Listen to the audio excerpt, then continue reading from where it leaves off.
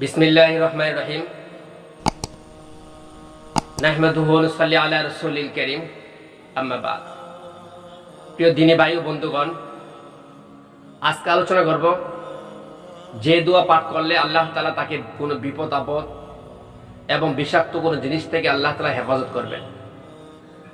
আমাদের প্রিয় নবী সাল্লাল্লাহু আলাইহি সাল্লাম বলেন, যে কোনো বান্দা যদি সকালবেলা এই দোয়াটি 3 বার পাঠ করে, তাহলে আল্লাহ তাআলা সকাল থেকে সন্ধ্যা পর্যন্ত তাকে সকল প্রকার বিপদ আপদ এবং বিষাক্ত জিনিস, বিষাক্ত কোনো প্রাণী তাকে আঘাত করা থেকে রক্ষা করবে এবং আল্লাহ তাআলা তাকে সকল বিপদ থেকে রক্ষা করবে। আর যদি কোনো ব্যক্তি সন্ধ্যার সময় দোয়াটা 3 বার পাঠ করে, তাহলে আল্লাহ তাআলা সারা রাত সকাল পর্যন্ত, সন্ধ্যা থেকে সকাল পর্যন্ত আল্লাহ তাআলা সকল প্রকার বিপদ আপদ এবং কোনো আকস্মিক বিপদ থেকে, দুর্ঘটনা থেকে আল্লাহ তাআলা রক্ষা করবেন এবং অনিষ্ট এবং প্রত্যেক পোকামাকড় অত বিষাক্ত সাপ বিচ্ছু থেকে আল্লাহ তাআলা অনিষ্ট থেকে আল্লাহ রক্ষা করবেন।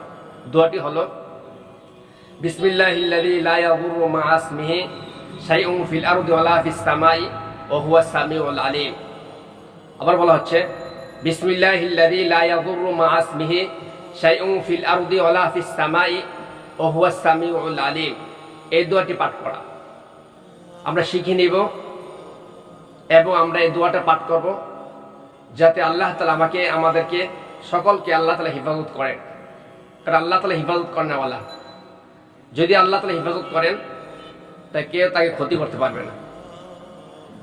আর একটা দোয়া আছে, যদি কোনো ব্যক্তি সকালবেলা ফজর নামাজ পড়ে 7 বার এই দোয়াটা পাঠ করে, আল্লাহ তাআলা তাকে জাহান্নামের আগুন থেকে আল্লাহ রক্ষা করবে। আর যদি সন্ধ্যার সময় কোনো ব্যক্তি এই দোয়াটা 7 বার পাঠ করে, মাগরিব নামাজ পড়ার পরে যদি 7 বার পাঠ করে, আল্লাহ তাআলা তাকে জাহান্নামের আগুন থেকে রক্ষা করবে।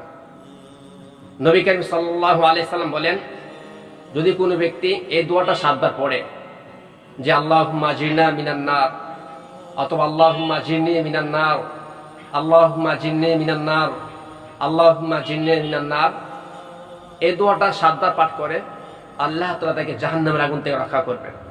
আসুন আমরা দোয়াগুলি শিখি এবং এগুলোর উপর আমল করি এবং সবাইকে আমরা দাওয়াত দেই এবং আমরা নিজেরা আমল করি, অন্যদেরকে আমল করার উৎসাহিত করি। আল্লাহ পাক রব্বুল আলামিন আমাদের সকলকে এই দ্বীনী কাজে খেদমতে শরীক হওয়ার তৌফিক দান করেন এবং আল্লাহ তাআলা আমলের জিন্দেগি দান করেন। ওয়া মা তাওফিক ইল্লা বিল্লাহ।